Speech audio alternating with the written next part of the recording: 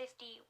Now, this story was meant to be about aliens, kind of. But what I wanted to do is I didn't want to make aliens the bad guys, but I wanted to make them more of the surveyors of the planet Earth. Throughout the different galaxies, Earth seems to be the one that is improving the fastest, and there are all of these different planets that are trying to learn from that. So they take one person from each planet that's like eons away in light years, and they bring them to Earth so that they can discover and learn what is making them more successful. So in a way, Earth is actually not at the bottom tier, and they're doing really well. Autumn Apple Perkins is a story about a young archaeologist that finds bones that she believes belong to a dragon, and she has been studying mythical creatures and the reality that mythical creatures actually existed since she got that passion from her grandfather. Obviously, she's struggling with her research, and a lot of people are going to shut down the project, and right before they shut down the project, she wants to go to the place one more time, check out and see if she finds anything, and that is when she finds out where all of the mythical magical creatures went.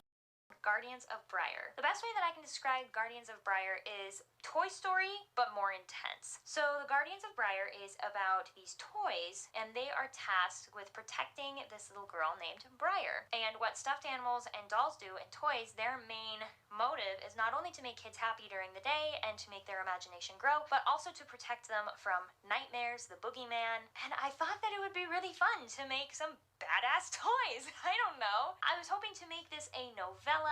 I'm not sure who I would target it to. Maybe like preteens or teens, because they're kind of out of that childhood realm, but it's still been kind of recent since they've played with toys. Maybe they have younger siblings that play with toys. I don't know, something to make it relatable. But I think it would be fun for adults to read too, because it's a little bit more intense, kind of has some spooky vibes to it, but not too scary. Apartment 251 and all of the different things that happen there, including people surviving mental illness, drugs, addiction, becoming a first-time parent, all of these really big monumental things that happen in your life.